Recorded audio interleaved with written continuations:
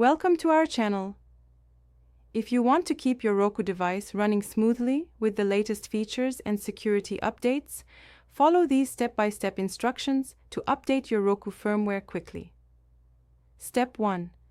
Turn on your Roku device and TV and ensure your Roku is connected to a working internet connection. Step 2. Press the Home button on your Roku remote to return to the main home screen. Step 3.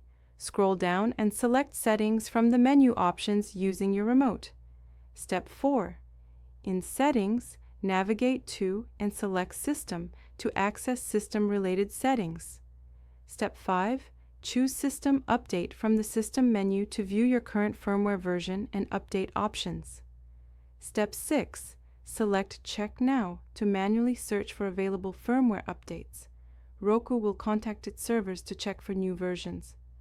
Step 7. If an update is available, select Update Now to download and install it. The process is automatic and may take several minutes. Step 8. Your Roku will restart automatically after the update completes. Once it restarts, verify the update was successful by checking the firmware version in System Update. Your Roku will now have the latest features and improvements.